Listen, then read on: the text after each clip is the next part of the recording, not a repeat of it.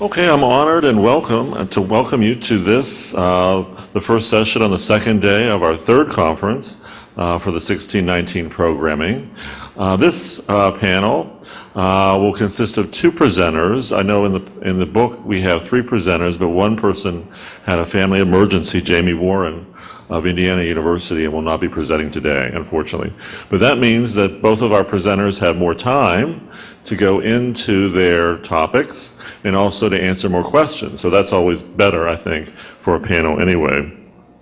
This panel is entitled African American Culture and the Quest for Empowerment. And we have two presenters. They'll go in order, I guess, of the book.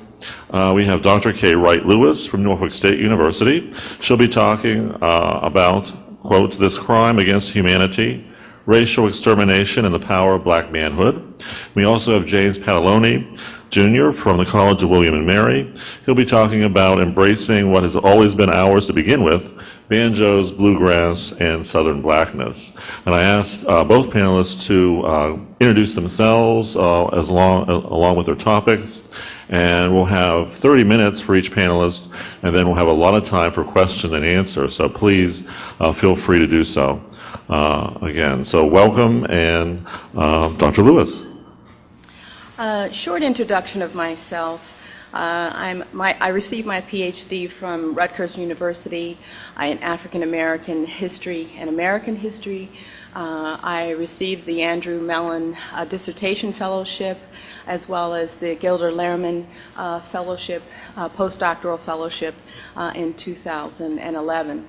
I'm so happy to be here. This is my first year at Norfolk State University, and it's just my absolute pleasure to present this paper to you. It's actually a part of a larger study where I argue that ideas about black and white extermination in a war between the races influenced the development of slavery and precluded the acceptance of black freedom in America. Now today I will just tell you a little bit about where these ideas come from, how they were effectively used in America, and then I will discuss specifically how the meta-language of a war between the races and black extermination influenced African American definitions of black manhood and their lack of participation in John Brown's insurrection in Harper's Ferry. The foundation for race-based violence in America emanated from a type of warfare used for centuries by Europeans and Africans. What we today call total warfare, which military historian John Grenier calls unlimited war or petite guerrière, is a strategy where one side attempts to destroy their enemy's will to fight by killing and intimidating enemy non-combatant populations, namely women, children, and old people. Scholars identified this type of warfare in the 19th century, but Americans, white and black, historically used the term extermination to describe the unlimited warfare that they envisioned. Now, this rhetoric of racial extermination was for the most part used by masters to make the enslaved stand in fear. Yet whites also had a deeply rooted anxiety about the possibility of their own demise. But extermination is actually an old idea. In ancient times, it was not uncommon for enemy combatants to either exterminate their foes or enslave them. Total warfare or extermination wars, however, did reemerge in Western Europe before the English colonists came to America. The designation of African and Aboriginal people as savages profoundly loosened the boundaries of just warfare in the subsequent conquest of America, and white anxiety about African American revenge and servile insurrections created what I call a them or us mentality. And the privilege of redemptive warfare always belonged to white Americans who would respond to what they called the, quote, great law of nature, which was self-preservation, end quote. Yet informed about their slaves' artfulness at war, white colonists in the Americas grappled with what enslaved Africans made clear, that they would, if they could, fight for their freedom. The question was always whether the colonists or Africans would win. Thus, the institution of enslavement was always poised to disintegrate into what Anglo-Americans described as a race war, a war of extermination that they were determined that blacks would lose. Thus, the institution, over time, and because of the brutality of white retaliation, most African Americans deliberately sought strategies of nonviolence to win their freedom from enslavement and oppression. In the aftermath of Nat Turner's insurrection in 1832, where black people, according to one former slave, were, quote, slaughtered as sheep for the shambles, end quote, was a traumatic and defining moment for the black community, despite the fact that General Nat's simple objective was freedom from enslavement. And after decades of failed efforts to end slavery in the southern states or to acquire civil liberties for themselves in the North, blacks enslaved and free faced an uncertain future in the 1850s. Most blacks continued to believe that resistance on the part of those enslaved in the form of insurrection would only end in their destruction. According to formerly enslaved Henry Bibb, all the enslaved know that, quote, public opinion and the law is against him because the law declares that he shall submit or die, end quote. Nor were free blacks exempt from violence or the possibility of extermination. Canadian emigrant Samuel Ringgold Ward told his fellow, quote, brethren who were free that despite white attempts to pass compulsory laws for your removal, you will never be removed as a mass by force or favor. The destiny of any peoples is almost invariably wrought out on their native soil, and this is true, Ward stated, even where that destiny is extermination, end of quote. And publisher activist Marianne Shadd Carey noted in 1856 that extermination remained a threat in America in her assessment of what would happen if a war ensued between Britain and the United States. In this country, Carey argued, quote, the colored man is both hated and feared, despised and respected, ridiculed and praised. He must either take the side of his oppressor and oppose his benefactor, or declare in favor of the latter and bring down upon his own head the dreadful ordeal of an extermination massacre, the extermination of the whole colored race in the United States, end quote. Now, in order to deconstruct the popular perception that if John Brown had more black support in his insurrection attempt, he could have succeeded, this paper argues that the lack of black participation in Brown's insurgency in Harper's Ferry in 1859 was deliberate. The evidence suggests that Brown was well informed by the end of the 1850s that the black community, North and South, would have been unwilling to instigate a violent uprising of the slaves, and his insistence on going ahead anyway with his insurrection plans points towards his style of leadership, as well as his and other white radical abolitionist racial assumptions. You see, by the 1840s, the shift towards scientific racism, which argued that differences in people were biological, fostered the development of racial assumptions about Europeans, Africans, and their diasporic counterparts. Ethnologists questioned whether there was an inherent hierarchy in the different races, and if so, could the lower or inferior races become equal or civilized, like the higher races of man, namely the Anglo-Saxon race. George Fridriksson describes these perceived ethnological differences as romantic racialism, which attaches at some level positive values to ideas its subjects would have deemed offensive, i.e. that they were childlike or docile. The ethnic chauvinism of northern humanitarians, however, was a form of racism that, despite historical evidence to the contrary, sought to rationalize and glorify Anglo-Saxon aggression. John Brown and the 6 men who supported him financially and organizationally held common social assumptions about enslavement and black people that united them to Brown's cause. Their racist ideas about black men were girded by white 19th century notions of masculinity that sanctified violence if a person's rights were trampled upon. It is why Brown, despite objections from the black community, went forward with his plans to foment a slave insurrection in the South. The Secret Six, as they were called, however, also had concerns about Brown's ability to what he called rouse the nation.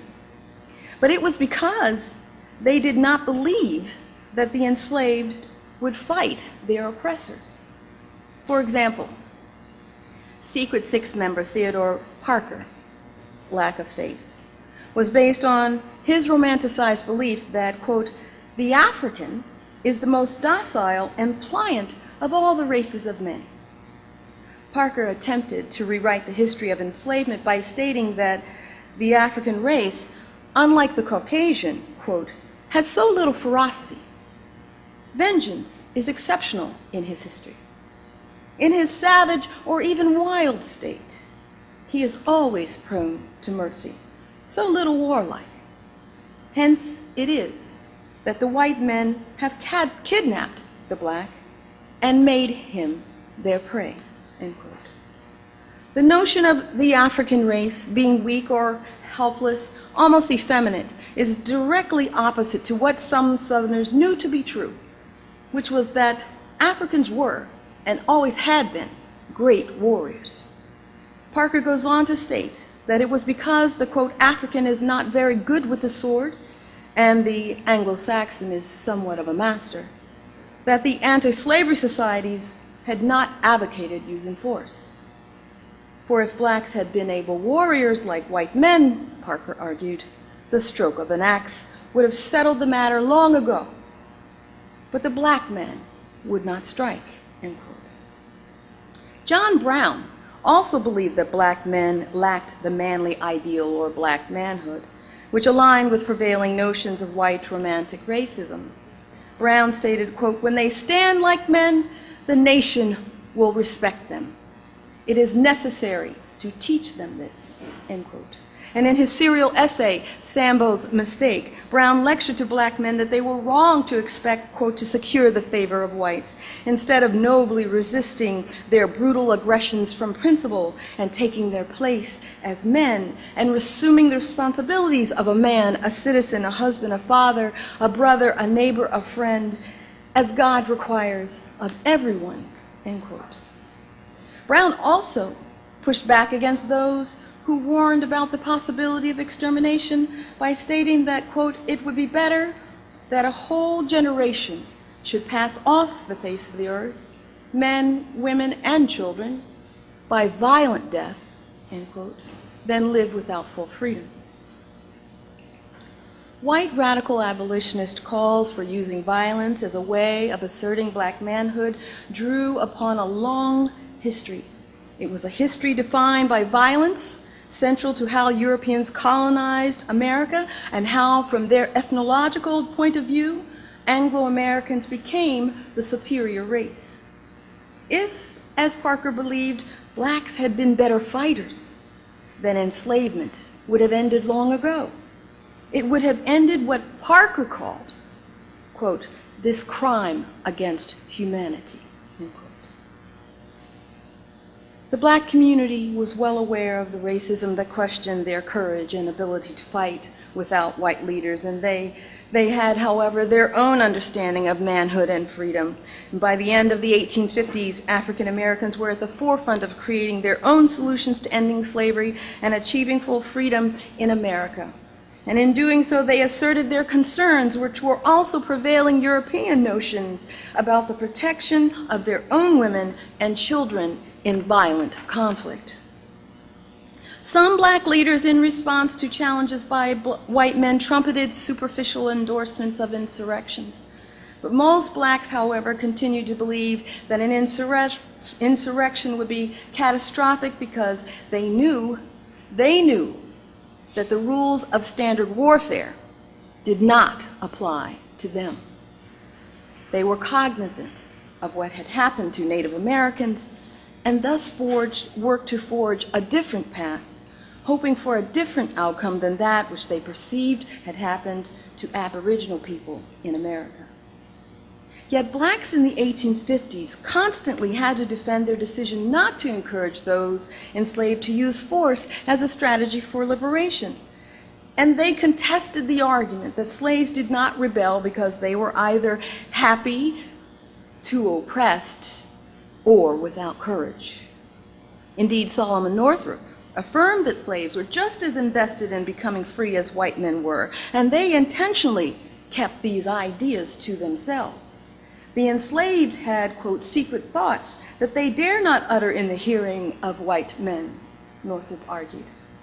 But they are deceived who flatter themselves that the ignorant and debased slave has no conception of the magnitude of his wrongs, cherishing only a spirit of meekness and forgiveness. A day may come, and it will come, when the master in his turn will cry in vain for mercy, end quote. The abolitionist and fugitive slave Reverend John Sella Martin noted that the idea that black men were not good warriors capable of fighting for their freedom espoused by whites like Parker was absurd. Martin asserted, quote, "I know very well that in this country white men have said that the Negroes will not fight. But I know also that when the country's honor has been at stake, the dire prejudices that exclude the colored man from all positions of honor and all opportunities for advancement has not interfered to exclude him from the military," end quote. Whites like Brown and the Secret Six might claim that blacks made poor soldiers, Martin argued, but the participation of blacks in the military throughout American history proved that this theory was without foundation. Nevertheless, black men did not sanction exposing the black community, particularly black women and children, to violent retribution in warfare. Indeed, the killing of slave babies by white slave owners, something Brown dismissed as of little consequence to the larger cause, remained an indelible and horrifying fact in the minds of those enslaved in the South. One ex-slave recounted that his uncle from Virginia told him how, quote, "they used to take a child out and sling it up against a tree and sling its brains out," end quote. An anonymous slave from Cullica, Tennessee, rebuked similar behavior of one slave master she knew by saying, quote, "I never saw as many dead babies in my life as I did on his farm. I actually saw old man F walk through the field and, seeing a baby crying, take his stick and knock its brains out and call for the foreman to come and haul off the nasty black rat. This is one reason I believe in a hell," end quote. Much like what happened to Native American children, enslaved people knew that black slave babies were subjected to brutal and barbaric treatment by whites during the 19th century. And this nexus of unfettered retribution and the disregard for black life linked the black community to Native Americans who fought back fiercely against white encroachment. And the near annihilation of Native Americans provided an important example to the black community of what they might experience as racialized others in their own struggle for freedom. Indeed, black people, Dr. John Rock claimed, were also, quote, "often insulted with the assertion that if they had the courage of the Indians or of the white men, we would never have submitted to be slaves," end quote. But Rock, a physician and lawyer in Boston, pointed out that those who believed that slaves should rebel against their masters were not looking at the reality of the situation because, quote, "for a man to resist where he knows it will destroy him shows more foolhardiness than courage," end quote. For Rock, it was clear that, quote, "nothing but a superior force keeps us down," end quote. And it was the same force that had decimated Native American people. And those, quote, "white Americans who have taken great pains to prove that we are cowards," white men who say they would fight if they were in the slave's place, Rock argued, are not being honest, especially knowing the true character of the Anglo-Saxon race, end quote. Observations about the plight of Native Americans by black Americans sheds light on the black community's objectives as well as fears, in that they hoped to abolish slavery and to remain alive in America. If nothing else, enslaved and free black men could protect their wives and children from suffering any violence emanating from their own actions. And many in the black community did forewarn John Brown that arming slaves to enable them to escape or arming them to insurrect against their enslavement would not create the outcome of transforming the slave South that he envisioned. Indeed, many blacks were killed in the aftermath of Brown's attempt to capture Harper's Ferry in Virginia. According to a Harper's Ferry mill worker named Kendall, quote, "Many of the Negroes ran for the river and they were shot," end quote. And the murder of innocent blacks was not limited to the Harper's Ferry area. White fear about the enslaved population insurrecting after Brown's invasion in Harper's Ferry caused, quote, "universal alarm," end quote, in many parts of the South. In Alabama, slave owners went, quote, "from plantation to plantation, taking up and whipping slaves without cause," end quote. Evidence of an insurrection plot was, quote, "extorted from one slave after the application of 800 lashes to his back," end quote. In Natchez, Mississippi, according to abolitionist Laura S. Haviland, the total number of slaves executed was 209, but she was, quote, "told by a number of persons, both white and colored, that there were over 400 tortured to death in this reign of terror," end quote. Whatever the actual number was, clearly blacks throughout the South were under siege. They were tortured and terrorized and lynched without cause long after Brown's execution in Harper's Ferry. John Brown's capture of Harper's Ferry did unsettle the institution of slavery in the South, but it was enslaved and free blacks who suffered the consequences of Brown's actions. Unlike during the 1960s civil rights movement, and even today, I will boldly say, when nonviolence was favored among whites for its shining example of moral refinement, blacks in the 1850s had to defend their decision not to use force as a strategy for liberation. Who was most at risk? Who was most at risk in Brown's willingness to dismiss the potential of a race war and black extermination seems most clear. African Americans knew the slave system. They knew that, quote, "slavery was none other than a most barbarous, unprovoked, unjustifiable war of one portion of its citizens upon another," end quote. And protecting their families was of singular importance to enslaved and free black men, despite 19th century notions of masculinity. Thus, many black lives were saved because black men held firm in their own understanding of manhood. They did not engage in what they rightly viewed as an unwinnable war, a war Virginian Edmund Ruffin later threatened to be terminated only with the extermination of the blacks and ruin with their victory to the whites. Thank you.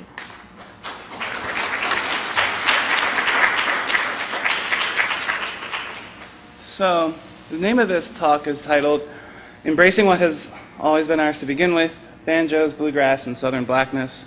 And I want to, let me just briefly introduce myself. My name is James Padilioni, Jr., and I'm a third-year MA Ph.D. student at the College of William & Mary in American Studies program, and my research focuses broadly on the musical and religious aesthetics of the African diaspora.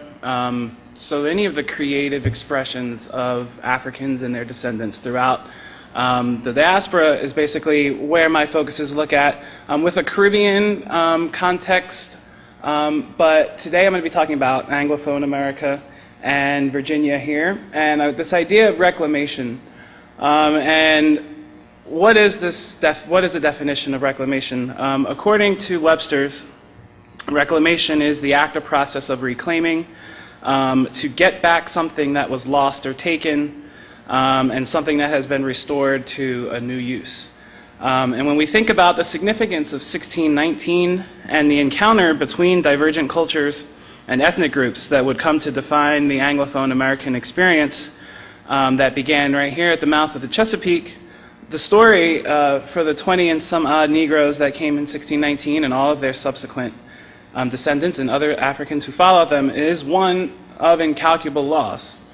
Loss of a homeland, loss of kinship, and the social structures that give you some kind of place and significance within the web of life, loss of language, loss of cultural meanings, as the diversity of West Africans and Central Africans collapsed into the homogeneity of an English-speaking, pan-black American culture. Right? So we think often as Africa as like oneness and unity, and no, we had a plurality. Africa ethnically is one of the most diverse continents in the world, and we have all these different African groups that are coming to the United States, and they are collapsing their differences into oneness, right? So they're losing a lot.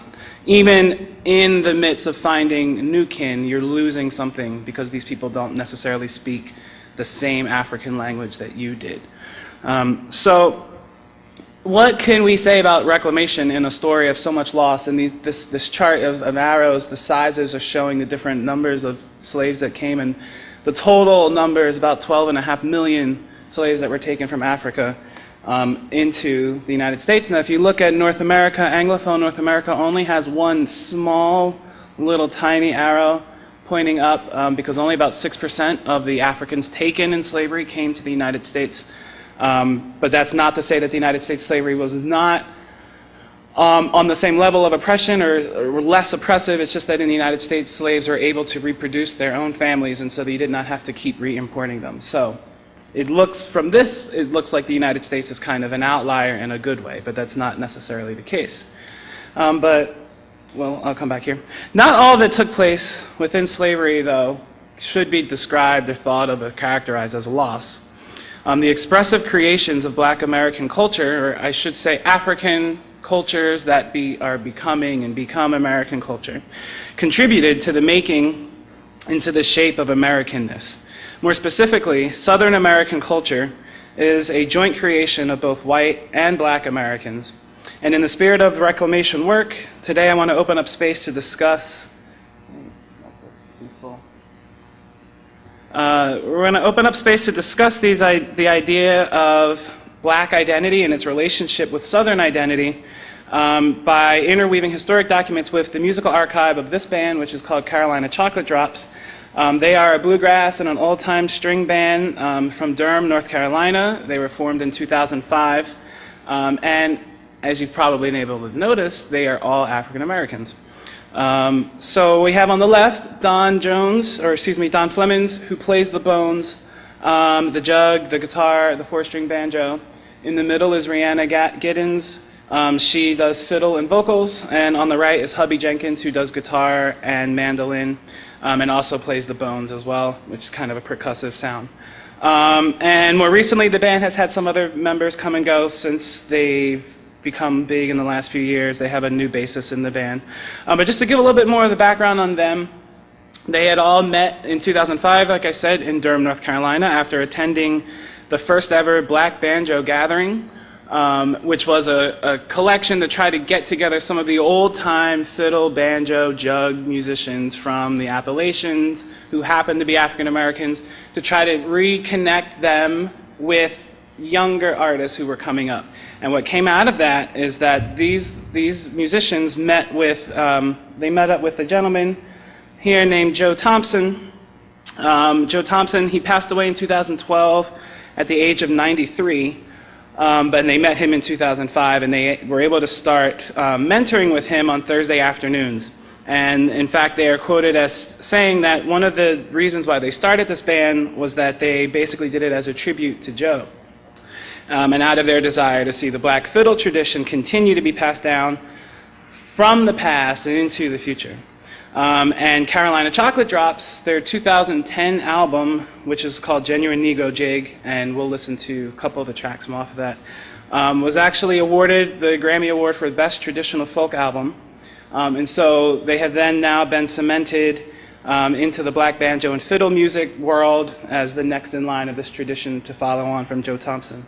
And like just to point out his age, he was 91 when he passed away, or 90. 93 when he passed away in 2012. So some of the people he was playing fiddle with as a child growing up were probably ex-slaves, or at least heard the music that was played by ex-enslaved people. So there's not that many there's not that many ears of difference between Carolina Chocolate Drops and some of the music that was being played during the slave period here in the South. So Carolina Chocolate Drops thoroughly embraces at once both their blackness and their unique southernness as two complementary and constituent elements of their identities. And I want to listen to the spoken word track performed by Rhiannon Giddens, which is called Banjo Dreams, which presents a dream vision where she explains history falls in on itself and the losses of slavery are turned around into a seedbed of a generative and a new creative culture. And this is again off that album, there we go, Genuine Negro Jig. Some nights dream time brings me tantalizing snatches of images and sound. Weathered hands insistently drawing out life's beat. Gourd song answering griot's call. Speaking to the deepest parts of thought and memory, pulling my dreamer like spiderweb threads closer to the heart of memory song. In this dream, where colors dance like shadows on amber walls, flat-footing, tap dancing, popping and locking to the sound of the strings. It's like knees and the tightness of braids. It's like the crackle of fat back and fried fish. It's like the Manhattan. Playing on an old turntable, hissing and spitting out sound. In my dream, history falls in on itself, and in my dream there is no blackface, no misappropriation, no misdirection, no diasporic disconnect from the hammering of our great-grandfather's fingers. Instead, banjo sounds trigger the airwaves, like the most insidious hip-hop beat. Boom, boom, choo, boom, boom, choo, boom, boom, choo, boom, boom, choo, spreading as dangerously as any soul clap. Our sample over and over until they become part, until they become part, until they become part of race memory. In my dream, street corners are filled with groups of little boys and girls throwing down their basketballs and book bags to make up string band quartets, paying homage to those earliest of doo-wop pioneers. And in my dream, with our own black hands, we play, we pluck, we sing, we embrace what has always been ours to carry. Gourd song, griot's call, life's beat, banjo. So that fades out like that, and then it just kind of continues the loop with this kind of banjo, this kind of ethereal banjo music for a few minutes. Which I think is an interesting juxtaposition to have those two things right up next to each other. This one really kind of embrace of a radical blackness, and then followed by banjo music, which is not what most people would maybe necessarily associate with right away. So there's so much that one could use from Banjo Dreams to unpackage and analyze, but there's just a couple of ideas that I wanted to use, and maybe if there's more time, people can ask more questions because we do have more time. There are some other things that we could maybe use to look at this, but I just want to focus in on a few of the things that she mentioned in that spoken word. So we'll start with the banjo. We'll start with the banjo because there are two things to make music that you need, right? You need the person who knows how to do it, so you need the consciousness, and then you need the thing to do it on. Even if that's your voice and you're singing, you are using your consciousness to make your body sing or something, right? So you need these two things, instruments and the know-how. And the banjo is a wonderful example of how not everything was lost under slavery, because the banjo is a West African instrument that was brought in the memories, the musical memories, the embodied musical memories of enslaved peoples to the United States. So you see we have these two images here of the old plantation, which is in the Rockefeller Library. Is it Rockefeller or Abbey Aldridge? Do you know? I know one is in the Rockefeller. I know the other one is at the Art Museum. Okay. So at Colonial Williamsburg, yeah, the one with the group, the plantation shot, is at Colonial Williamsburg. And if you can see here, we have a gentleman who has a banjo in his hand and also has the jugs on the ground in front of him. This fellow is playing a small drum, but there are other jugs on the ground in front of them as well. So, and this picture is called The Banjo Player, which comes from the U.S. South. It's not, or it's from the 1820s, but the place is not specified. But the banjo is this ubiquitous symbol of the folk music culture of the rural southern United States. And this instrument, as Rhiannon called it, gourd song, made from the gourd, is West African. So 1 year after the first Africans arrived here in Virginia, so 1619 they arrived here in Virginia, 1620, we have Richard Jobson, who's an English explorer, who's in Senegambia. He's traveling up the Gambia River, and he documents that there is, without a doubt, no people on the earth more naturally affected to the sound of music than these people. They have little variety of instruments. That which is most common in use is made of a great gourd and a neck thereunto fastened, resembling in some sort our bandora. But they have no manner of fret in the strings. They are either such as the place yields or their invention can attain to make. And he goes on to keep describing the way they actually would tune the banjos. So carried across the Middle Passage in the embodied musical memories, enslaved Africans began making gourd and neck instruments to such an extent that the banjo becomes an object of fascination and a cultural marker for their white onlookers in the colonies here. So in Notes of the State of Virginia, and I guess actually that's not technically the colonies when Jefferson's writing that, but when Jefferson writes in his controversial observations on African American culture in Notes of the State of Virginia, and if you're not familiar with that, that's a whole nother presentation for another day. But one of the things that Jefferson does say about black culture, which is actually is truthful, but he writes this in a footnote, is that the instrument proper to them is the banjo, which they brought hither from Africa, which is the original of the guitar, its chords being precisely the 4 lower chords of the guitar. And we also have a Virginia clergyman, Jonathan Boucher, who was also a loyalist and escaped back to England after the Revolutionary War, and he says, I well remember that in Virginia and Maryland, the favorite and almost only instrument in use among the slaves there was a bandor, or as they pronounce the word, banjo. And I just find that funny, that it's an instrument that is an African instrument, and yet here he says, here's how we say the word, but how they say the word is banjo. But it's their word, it's their instrument, you know. But that's, we'll let that one go, because it's 250 years or so. I won't be upset about it.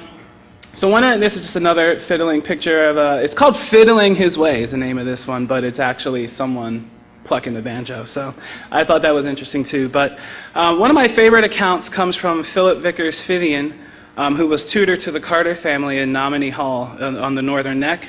And he detailed that on one cold evening in January 1774, quote, the Negroes collected themselves into the schoolroom and began to play the fiddle and dance. Ben and Harry were of the company. Harry was dancing with his coat off. I dispersed them, however, immediately.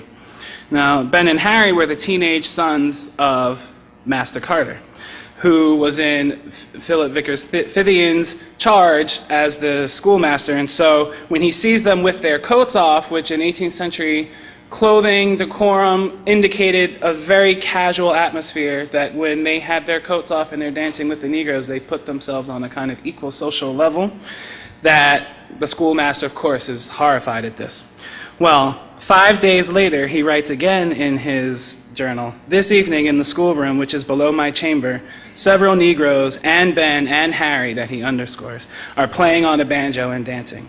And so you see that 5 days later, the same crowd is there, the same activity is going on, but instead of using the fiddle, this time they're using the banjo. And so these two instruments are becoming interchangeable for these social scenes. And the banjo being West African, the violin is mostly European, Italian, the modern violin that we have today, or the fiddle. And so you're seeing how these two cultures are interacting in these spaces, like the place under the steps on the plantation. Old Dick, a slave who was born at a plantation on the Rappahannock River, reminisced in his youth, and this is his quote, that his young master was a mighty one for music, and he made me learn to play the banjo. I could soon tune it sweetly, and of a moonlight night he would set me to play, and the Negro wenches to dance. My young master himself could shake a desperate foot at the fiddle. There was nobody that could face him at a Congo minuet. So there's just a lot of things in that quotation there that, some of it, you know, I'm not sure if old Dick here was happily partaking in this dance play with the Negro women that were being forced to dance for the master too or not. I don't know what's going on.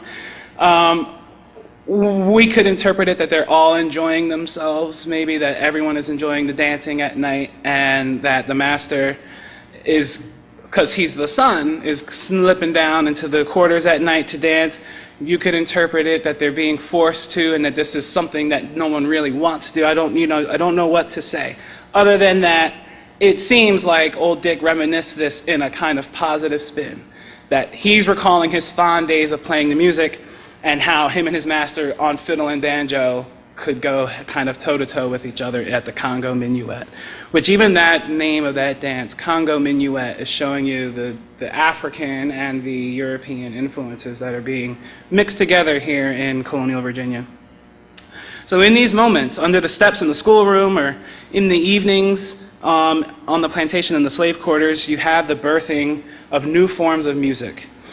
And it's the combination of the melodic, lyrical British Isles folk songs and the rhythmic, percussive, and the soulful kind of yearnful aesthetics of enslaved African Americans set into motion the fertile and generative processes of American pop music through the 19th, 20th, and into the 21st century.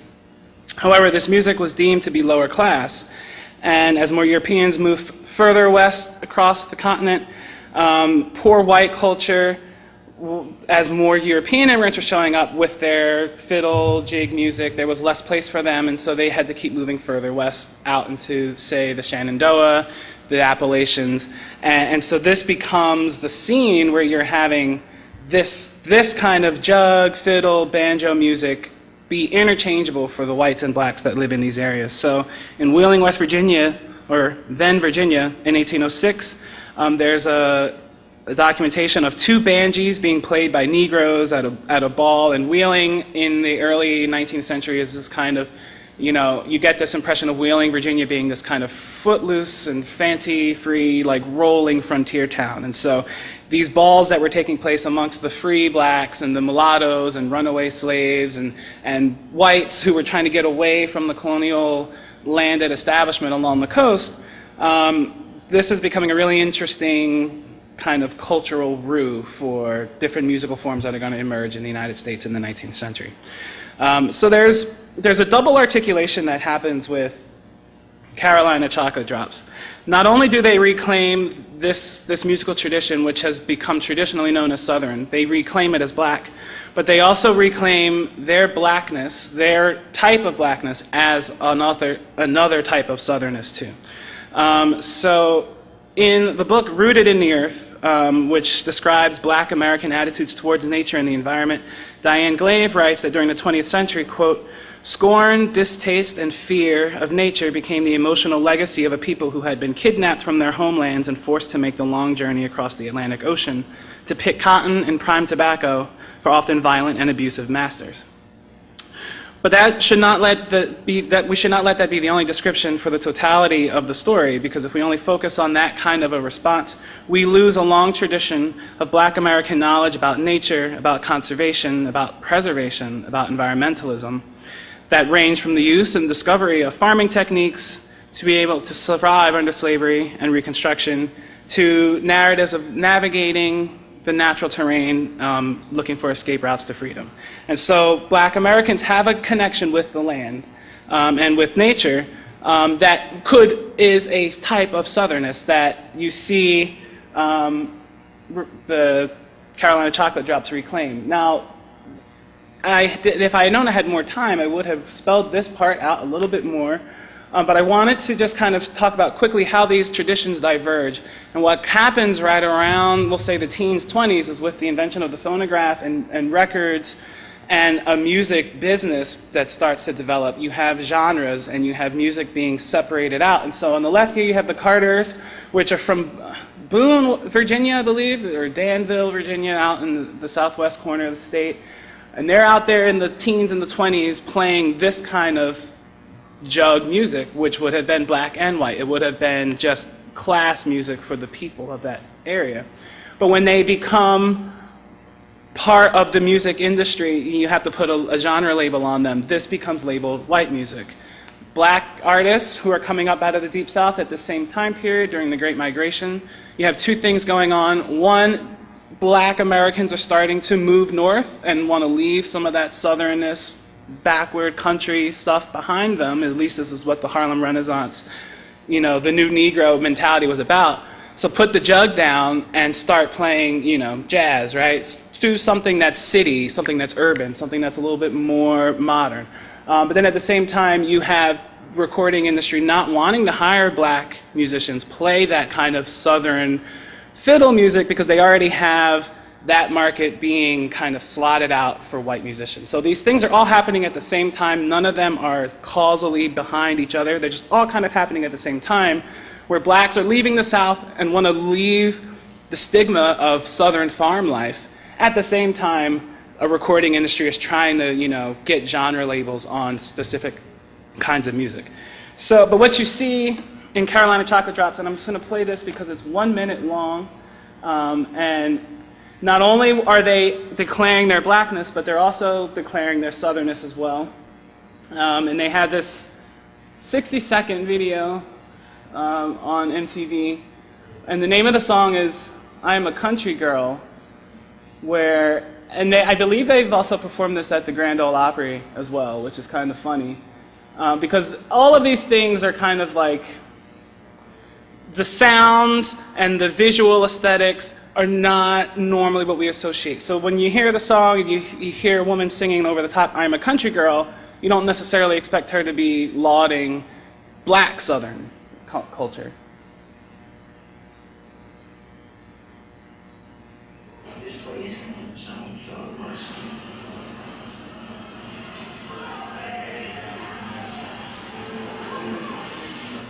It's not this. Yes.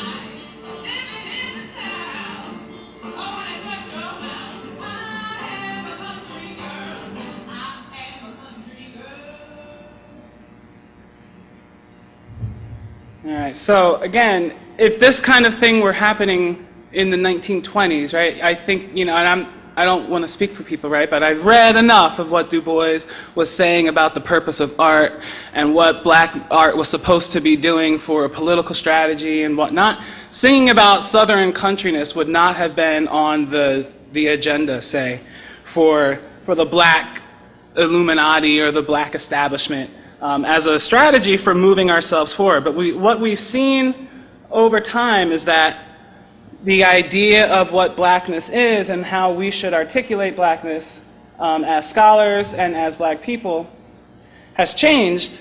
And so we're not shying away from what might sometimes be deemed as a kind of essentialization of what is blackness. So what does it mean to be black? Here you see the Carolina Chocolate Drops redraw the boundaries of blackness and southernness through the creative process. And this creativity, not only the creativity of their art, but the creativity of the way they're choosing to identify themselves, is one defining hallmark of the black music aesthetic. And you see this in the work of theorist Fred Moten. He talks about this kind of creative force, this energy force that is blackness. So he looks at black expression and black performance because he says that it's there, beginning with slavery, beginning with the Middle Passage, that you see shriek turn into speech, and it turns into song. And that the fertile, broken ground of the experience of slavery, the black experience and memory and consciousness, bears witness to what he calls the sexuality of spirituality and the anoriginality of black performances that's always going on and always has been. The black aesthetic is a generative life force, a living labor of engendering, and the heritage and material trace of the mother. So what is he trying to say here exactly? What he's trying to define blackness is not being like directly tied to skin. We've moved away from biological explanations of what race is, right? So we know it's not skin. And he's trying to move away from a kind of psychological response where you see this in Du Bois and you see this in Fanon, where blackness is only the projection of what white people think, and that the black mentality, the black mode of being becomes this mirror of white projections, and you don't actually have an authentic self. Moten is trying to find an authentic blackness, and he says that he finds this as a radical creation or a radical overflow, an exuberance, a zest for life that just keeps creating new things. Every time some new music form emerges, that new music form is already setting up the new music form that's going to emerge from that one. So he says this sentence that I think summarizes this all perfectly, which is his question as to what is blackness. How can we fathom a social life that tends toward death, that enacts a kind of being toward death, and maintains a terribly beautiful vitality? And I think if you look at the musical creative expressions of enslaved Africans and their descendants all throughout the diaspora, what you see is this incredible, vital, energetic creation that is almost kind of directly related to the amount of oppression and pain and death this group of people are exposed to. And so banjo music, bluegrass, old-time, jug band music, all these different genres that are sort of the same, but not quite the same. If I were at that conference in Durham, I would be very specific about which one I'm saying, but I'm not. So banjo music, bluegrass, old-time, it's all the same. But all these musical forms are alive to me and pulsating with the heartbeat of the African diaspora and the diaspora's children in British North America. Southern Americanness is a part of the black experience, and the black cultural experience is an equally constituent part of Southern American history. And it's not a shameful relic that we should leave in the past, but it's a valuable inheritance that needs to be safeguarded into the future. And so as Giddens forcefully reclaimed and proclaimed in her spoken word, I love her last phrase: with our own black hands we play, we pluck, we sing, we embrace what has always been ours to begin with. So I think as we're approaching 2019 and the 400-year anniversary, that this kind of music is a direct cultural inheritance of the Tidewater and of the Old South, the Upper South. And so if this talk was able to just expand the boundaries of what you define as Southernness or blackness just a little bit, then I guess it's done its job. If anyone wants to contact me, you can. And again, I apologize if my thoughts are just a little less processed than I would have liked them to be. So, thank you.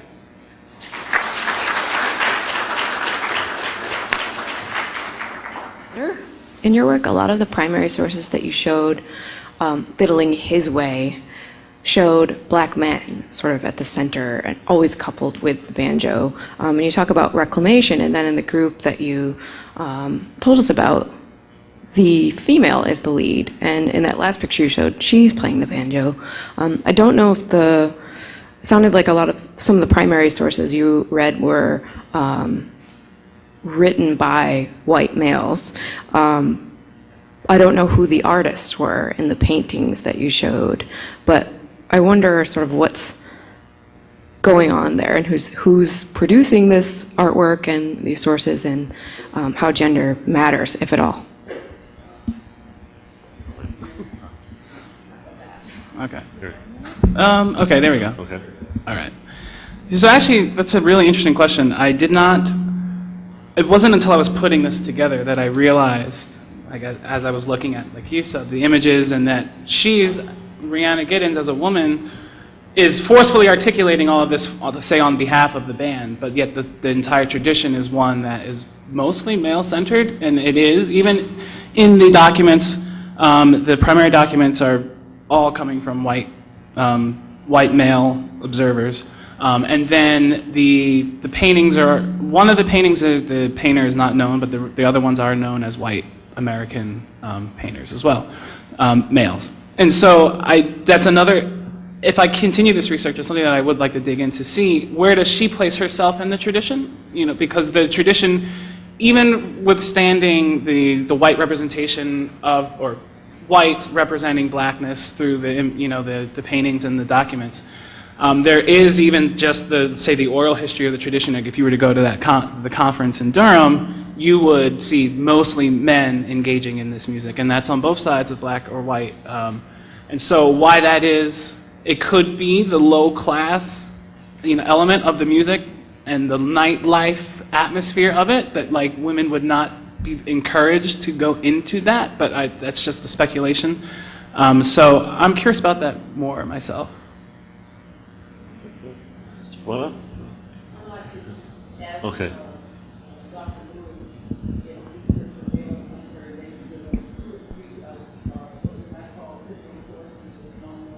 Okay.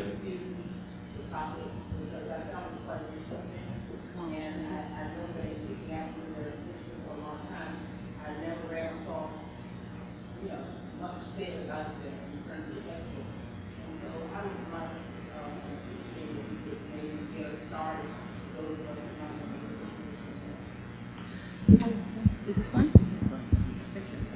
Okay. Okay. Well, that's sort of a challenging question because really when I started this work, which was my dissertation, everyone said that they never heard of it, and certainly not black people talking about it.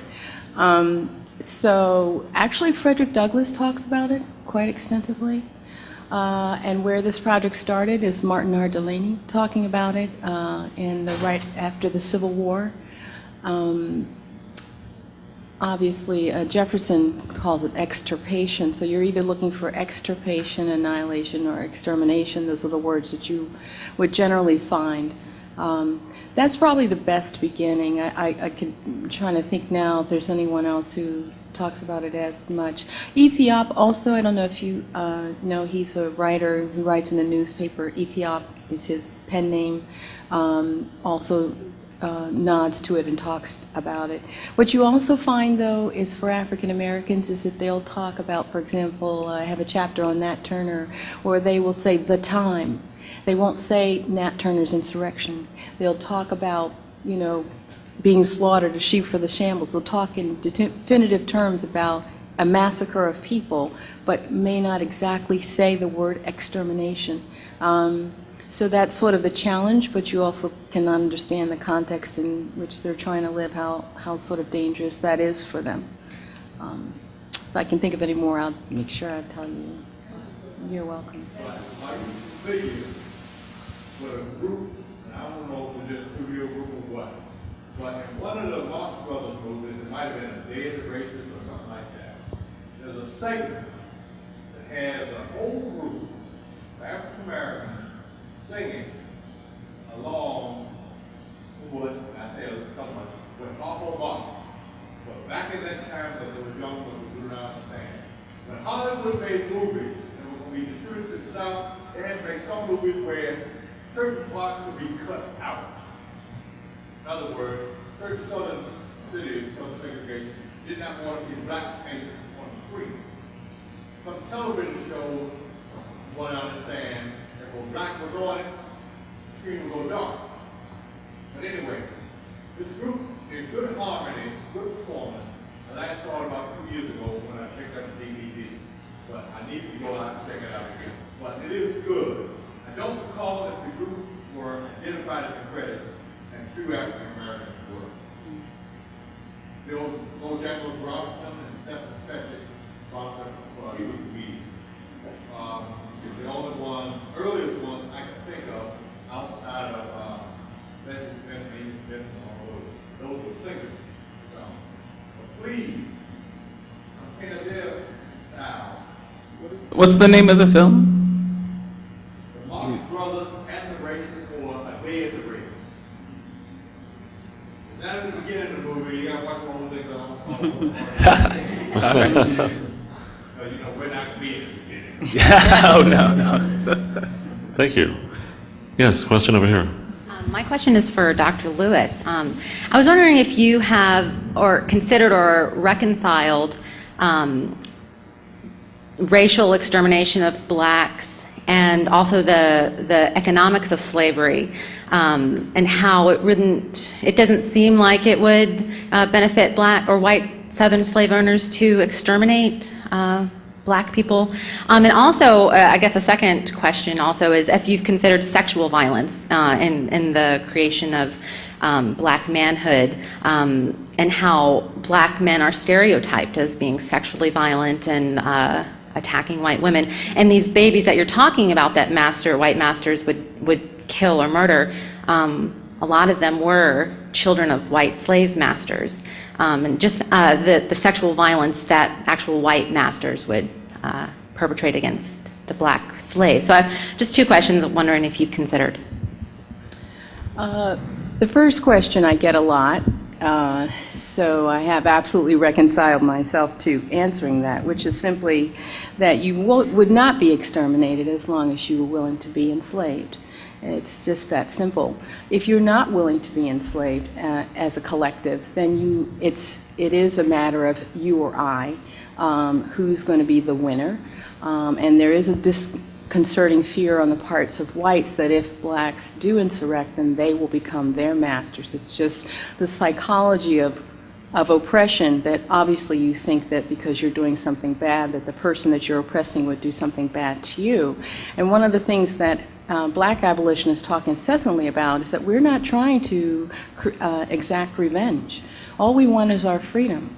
You know, we're not trying to kill you, we're not trying to be the master of you, any of that, okay? But it still sort of goes over the head because, well, part of it is this pro-slavery rationale, but also I think it's just sort of an intrinsic fear, a psychological fear that is a part of slavery from the very beginning. As far as sexual violence is concerned, and the slave babies being killed, I have no evidence of that from the sources that I have extensive citations of different enslaved people talking about this incident, of them witnessing or being told about children being killed specifically in a way where the head is being banged against something. And so I would not stretch it to say that these are white or mulatto children. There's no suggestion in the archive that I can determine that there's a correlation between race and the violence exacted against these children, other than the fact that it suggests or points to me that black people are disposable, and that, you know, you are relevant to our economic system as long as you're willing to comply, but the minute that you're not, then we need to rethink that. And this project really began looking at Reconstruction, quite frankly, and trying to understand the violence that was enacted against black people by whites, really not able to understand 1,000 people watching a black man be lynched and tortured and burned.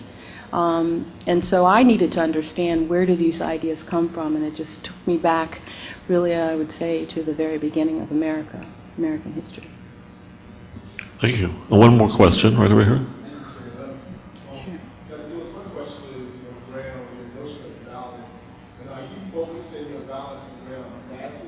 Slave resistance, or would you also include individual acts of violence?